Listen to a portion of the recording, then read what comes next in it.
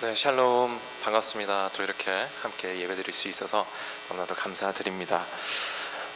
오늘 우리 아침에 같이 함께 보고자 하는 말씀은 마가복음 11장의 말씀인데요. 오늘 우리가 함께 읽은 이 본문은 예수님의 예루살렘 입성을 다루는 굉장히 유명한 본문입니다. 사복음서, 그러니까 마태, 마가, 누가 그리고 요한까지 앞에서 이 사복음서가 모두 기록하고 있는 사건은 사실 그렇게 많지 않습니다. 공간복음, 그러니까 마태, 마가, 누가가 공통적으로 기록하는 사건들은 많이 있는데 요한까지 합해서 사복음서 전체가 동일하게 기록하고 있는 사건은 그렇게 많지 않아요. 그런데 그렇게 극히 드문 예 가운데 오늘 우리가 읽은 예수님의 예루살렘 입성 사건은 사복음서가 다 기록하고 있습니다. 그만큼 중요하다라는 거겠죠. 이 이야기 자체는 모두들 굉장히 익숙하실 것입니다. 6월절을 앞두고 예수님은 예루살렘을 방문하시죠. 예수님이 예루살렘 성을, 이 이스라엘의 수도라 불렸던 예루살렘 성을 방문하신 것이 이번이 처음은 아닙니다. 그런데 이번 방문은 조금 특이해요. 왜냐하면 예수님께서는 이번 방문만큼은 어린 나귀를 타시고 예루살렘 성으로 들어가십니다. 그리고 그런 예수님의 모습을 보고 사람들은 그 의미를 깨닫고 자신들의 겉옷을 벗어서 길가에 펼쳐서 카페트를 만들고 종려나무 가지를 흔들면서 예수님의 입성을 환영하죠.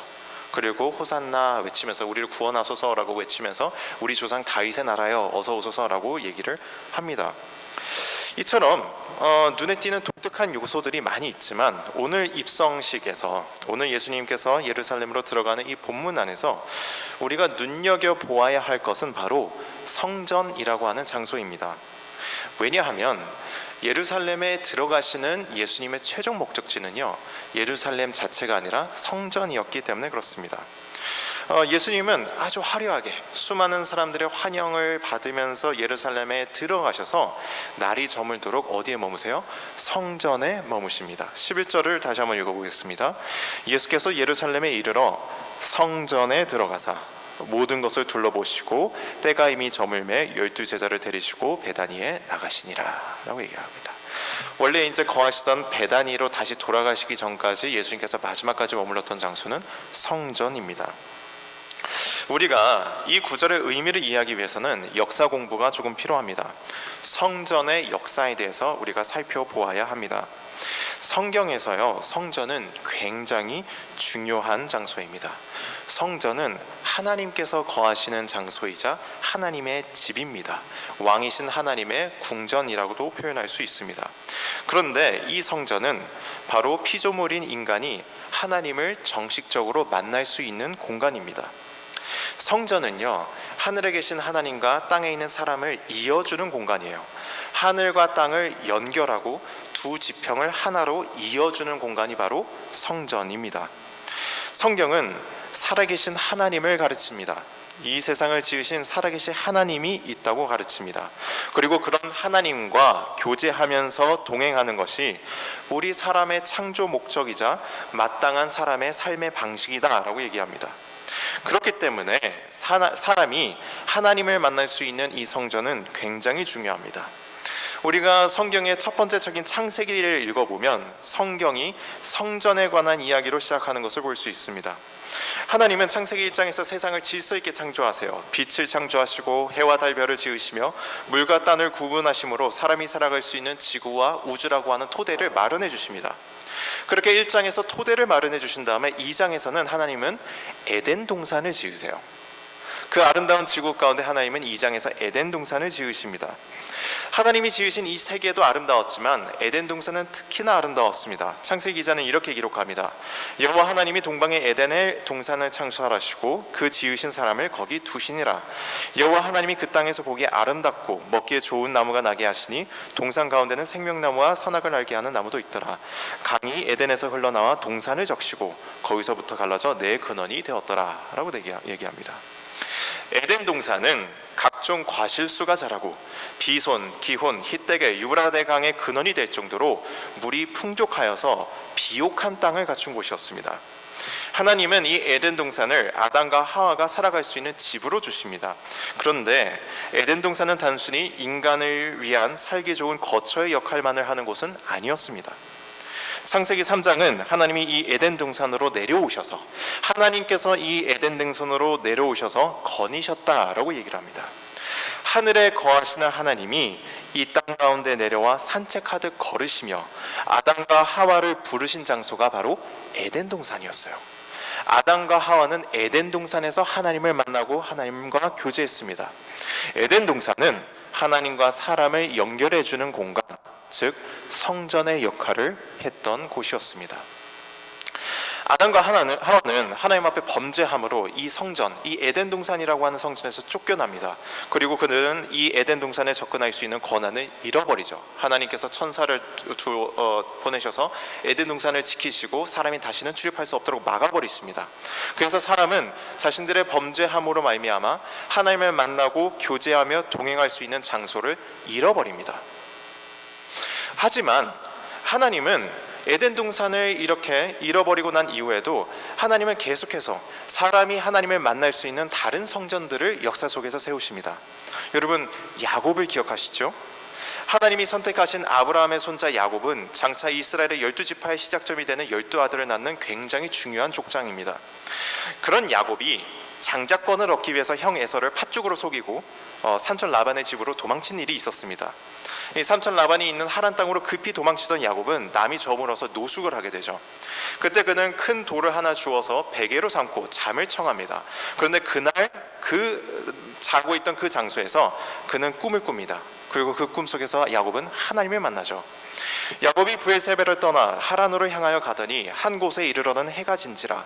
거기서 유숙하려고 그곳에 한 돌을 가져다가 베개로 삼고 거기 누워 자더니 꿈에 본즉 사닥다리가 땅 위에 서 있는데 그 꼭대기가 하늘에 닿았고, 또 본즉 하나님의 사자들이 그 위에서 오르락 내리락 하고, 또 본즉 여호와께서 그 위에 서서 이르시되 나는 여호와니 너희 조부 아브라함의 하나님이요 이삭의 하나님이라. 야곱은 꿈속에서 그가 있는 땅, 그가 잠자고 있는 땅과 하나님이 계신 하늘을 연결하는 큰 사닥다리를 봅니다. 이 사다리는 땅과 하늘을 연결하고 하나님의 전령인 천사들이 왕래할 수 있도록 해주었습니다. 야곱은 이 사닥다리 끝인 하늘에서 말씀하시는 여호와 하나님의 음성을 듣고 그분의 축복을 받습니다. 이 모든 광경을 꿈속에서 보고 잠에서 깬 야곱이 하는 말을 한번 잘 들어보세요. 야곱이 잠이 깨어 이르되 여호와께서 과연 여기 계시거늘 내가 알지 못하였도다. 이에 두려워하여 이르되 두렵도다. 이곳이요 이것은 다름 아닌 하나님의 집이요 이는 하늘의 문이로다 하고, 야곱의 아침에 일찍 일어나 베개로 삼았던 돌을 가져다가 기둥으로 세우고 그 위에 기름을 붓고 그곳 이름을 베델, 즉 하나님의 집이라 하였더라. 야곱은 자신이 하나님을 만났던 그 장소에 그 잠잤던 자리를 하늘의 문이라고 부릅니다. 땅에서 하늘로 갈 수 있는 통로를 열어주는 문이라고 말합니다. 그리고 자신이 베개로 삼았던 돌을 세우고 그 이름을 붙고 그 장소의 이름을 벳엘, 즉 하나님의 집, 즉 성전이라고 부릅니다. 야곱은 하나님을 만났던 자리에 하늘 사닥다리를 받던 그 장소에서 하나님의 집인 성전을 세웁니다. 이처럼 하나님은 에덴 동산 이후에도 사람과의 만남이 가능한 하늘과 땅을 이어주는 성전 건축하기를 멈추지 않으십니다. 야곱을 통해 베델을 세우신 하나님은 나중에 이스라엘 민족과 시내산에서 만나시고 성막을 건설하게 하시죠. 시내산 꼭대기에서 모세는 성막의 자세한 건축 방식과 디자인을 지시받습니다. 성막은 40년간 광야를 떠돌아다녀야 했던 이스라엘 민족에게 꼭 맞는 이동형 성전이었습니다. 성막에서 이스라엘 민족은 예배를 드리고 하나님의 말씀을 들었으며 성막 가장 안쪽 깊은 곳에 보관된 이 언약궤의 시은자 위에 임재하시는 하나님과 동행했습니다. 하나님은 이곳 성막에서 이스라엘 민족을 만나주시고 그들의 광야 생활을 지휘하시며 그들을 다스리시는 왕으로서 거하셨습니다. 이 성막의 역할은요, 이스라엘 민족이 가나안 땅에 정착하면서 끝이 납니다. 더 이상 광야를 배회할 필요가 없어졌으니까 이동형 성막은 더 이상 필요가 없어졌어요. 그래서 이후에 성막은 솔로몬 시대에 이르러 고정적인 건물 형태의 성전으로 대체됩니다. 솔로몬은 선대 다윗 왕의 유지를 받들어 성전을 이스라엘의 수도 예루살렘이 위치한 시온산에 건축합니다. 이스라엘의 전성기를 이끌었던 왕답게 솔로몬은 수많은 황금을 들여 화려하고 값비싼 성전을 짓습니다. 이때부터 이스라엘 역사 속에서 시온산, 그러니까 이 예루살렘이 위치한 시온산은 하나님의 산이라, 하나님께서 거하시는 거룩한 산으로 지칭됩니다. 왜냐하면 하나님이 임재하시는 성전이 이제는 시온산에 위치하고 있기 때문에 그렇습니다. 그래서 시편을 읽어보면 시편 기자들이 시온산을 가리켜서 여호와의 산이다 라고 지칭하는 모습을 이때부터 볼 수 있습니다. 솔로몬이 성전 건축을 마치고 제사장들이 하나님의 언약궤를 성전 안에 안착하자 하나님께서는 그 성전 안에 가득히 임재하십니다. 열왕기 기자는 이 사건을 이렇게 기록하죠.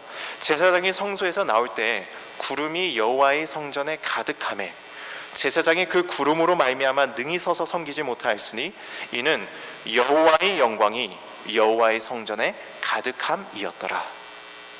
솔로몬 성전이 위대했던 이유는 값비싼 황금으로 지어져서가 아니었습니다. 솔로몬 성전은 제사장조차, 하나님의 거룩한 선택받은 제사장조차 제대로 서 있을 수 없을 만큼 하나님의 임재로 충만한 곳이었기 때문에 위대했습니다. 하나님은 솔로몬이 지은 솔로몬 성전을 인정하십니다. 그곳을 이 땅에서의 자신의 거처로 삼으십니다. 이스라엘 민족들을 만나주시는 장소로 선택하십니다. 이스라엘의 수도인 예루살렘에 세워진 성전에 임하신 하나님은 이스라엘의 왕으로서 그곳에서 이스라엘을 다스리시고 보호해 주세요. 그런데 한 가지 특이한 점은 하나님은 솔로몬 성전에 가득히 임재하시면서 강한 경고를 한마디 하십니다. 이런 말씀을 하나님께서 하세요. 만일 너희나 너희 자손이 아주 돌아서서 나를 따르지 아니하며 내가 너희 앞에 둔 나의 계명과 법도를 지키지 아니하고 가서 다른 신을 섬겨 그것을 경배하면 내가 이스라엘을 내가 그들에서 준 땅에서 끊어버릴 것이요 내 이름을 위하여 내가 거룩하게 구별한 이 성전이라도 내 앞에서 던져버리리니 이스라엘은 모든 민족 가운데서 속담거리와 이야기거리가 될 것이며 이 성전이 높을지라도 지나가는 자마다 놀람에 비웃어 이르되 여호와께서 무슨 까닭으로 이 땅과 이 성전에 이같이 행하셨는고 하면 대답하기를 그들이 그들의 조상들을 애굽 땅에서 인도하여 내신 그들의 하나님 여호와를 버리고 다른 신을 따라가서 그를 경배하여 섬김으로 여호와께서 이 모든 재앙을 그들에게 내리심이라 하리라 하셨더라. 만일 이스라엘 민족이 하나님을 잘 섬기지 않으면, 하나님을 버리고 다른 신, 다른 우상을 섬긴다면 하나님은 솔로몬이 지은 이 화려한 성전이라도 단숨에 버리겠다라고 경고하십니다. 하나님이 버리신 성전, 하나님이 떠나신 성전은 더 이상 성전이 아닙니다. 하나님의 영광을 잃어버린 성전은 하늘과 땅을 잇는 역할과 기능을 수행하지 못합니다. 주인을 잃어버린 성전은 아무런 쓸데가 없습니다. 그런데 우리가 잘 알다시피 이스라엘의 역사 속에서 하나님의 경고는 현실이 되었습니다. 이스라엘 민족은 하나님을 버리고 다른 신을 따라갔습니다. 우상을 섬겼습니다. 모세의 율법과 하나님의 말씀을 지키지 않고 무시했습니다. 그러자 하나님은 당신의 경고대로 이스라엘을 떠나십니다. 솔로몬 성전을 떠나시고 시온산에 더 이상 거하시지 않습니다.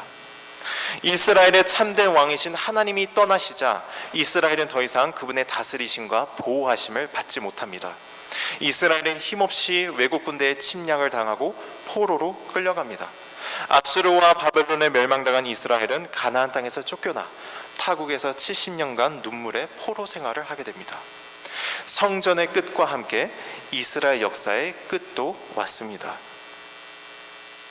그런데 끝난 줄만 알았던 성전의 역사가 하나님의 은혜로 다시 시작됩니다. 여러 우여곡절 끝에 포로기 70년이 끝나자 이스라엘 백성은 가나안 땅으로 돌아옵니다. 그리고 돌아온 포로기 이후 세대가 처음으로 한 일은 성전의 재건이었습니다. 예루살렘에 무너진 옛 성전터 위에 다시 성전을 짓습니다. 역사가들은 이 성전이 당시 지도자였던 스룹바벨의 지휘 아래에 지어졌기 때문에 스룹바벨 성전이다 라고 부르기도 하지만 더 흔하게는 제2성전이라고 부릅니다. 솔로몬 성전 이후, 그러니까 첫 번째 성전 이후에 지어진 두 번째 성전이란 뜻입니다. 성전 재건을 시작할 때 에스라 선지자가 이 모든 것을 지켜보면서 굉장히 인상적인 장면을 하나를 기록합니다.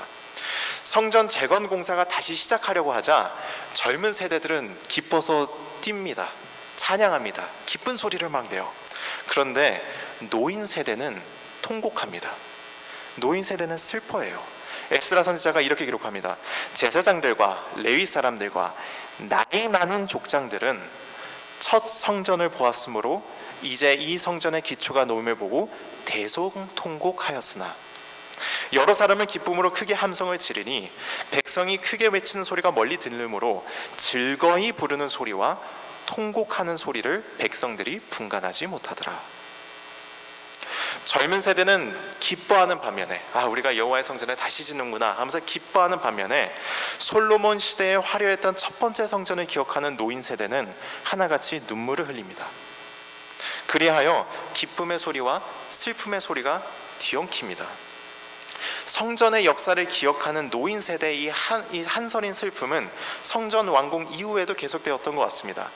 그들이 재건한 제2 성전은 솔로몬 성전에 비해서 너무 초라했기 때문에 그들이 느꼈던 피해는 더 컸던 것 같아요. 그러자 그런 노인 세대를 향해서 학개 선지자가 다음과 같은 위로의 예언을 얘기합니다. 너희 가운데 남아있는 자 중에서 이 성전의 이전 영광을 본 자가 누구냐? 이제 이것이 너희에게 어떻게 보이느냐? 이것이 너희 눈에 보잘것없지 않느냐? 그러나 여호와가 이르노라. 이 성전의 나중 영광이 이전 영광보다 크리라.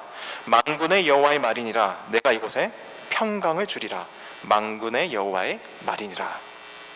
학개 선지자는 비록 재건된 제2 성전이 외형적인 면에서는 첫 솔로몬 성전에 비해 보잘것없지만 참 비루하지만 이곳에 임할 나중의 영광이 이전 영광보다 훨씬 더 클 것이다 라고 얘기를 합니다. 이 성전의 나중 영광이 이전보다 크리라 라고 얘기합니다. 학개 선지자는 성전이 다시 한번 영광으로, 심지어 솔로몬 시대의 영광보다 더 큰 하나님의 영광으로 충만할 것이다 라고 예언을 합니다. 그리고 이런 학개 선지자의 예언은 오늘 예수님을 통해서 오늘 본문에서 성취됩니다. 예수님은 구약의 이런 오랜 성전 역사를 완성하십니다. 눈물과 회한의 성전 전통을 위로하십니다. 예수님은 제자 둘을 보내어서 나귀를 준비하시죠. 예수님은 스가랴 9장 9절의 전통에 따라 겸손하시지만 왕의 모습으로 예루살렘에 입성하십니다.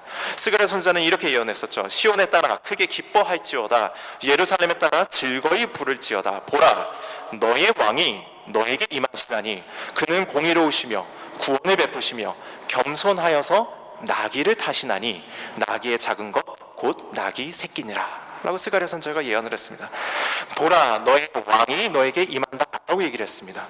예수님은 이런 스가랴 전통에 따라서, 스가랴 예언의 말씀에 따라서 왕으로서 입성하십니다. 나귀를 준비하시고 그 위에 올라타세요. 예수님 주변에 있던 이들은 나귀를 타는 예수님의 행동의 의미를 단번에 깨닫습니다. 스가랴 선지자의 예언이 지금 성취되려 한다는 사실을 깨닫습니다. 그들은, 주변에 있던 인물들은 왕의 행차에 걸맞게 자신들의 옷을 펼쳐서 길을 예비하고 구원과 승리를 상징하는 종려나무를 가지고 들고 외칩니다.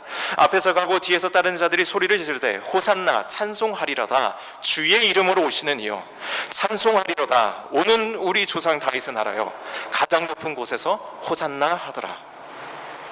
예수님은 하나님이십니다. 지금 왕 대신 하나님이 주인을 기다리는 예루살렘 성전으로 입성하십니다. 솔로몬 성전을 버리시고 예루살렘에 서 있던 시온산을 떠나셨던 하나님이 지금 다시금 왕의 모습으로 돌아오십니다. 이것이 복음입니다. 기독교와 성경이 가르치는 복음이 바로 이것입니다. 이 땅을 떠나셨던 하나님께서 다시 당신의 성전으로 왕의 자리로 돌아오셨다는 소식이 바로 복음입니다.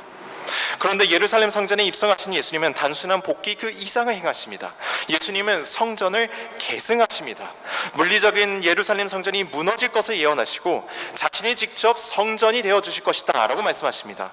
예수께서 대답하여 이르시되 너희가 이 성전을 헐라 내가 사흘 동안에 일으키리라.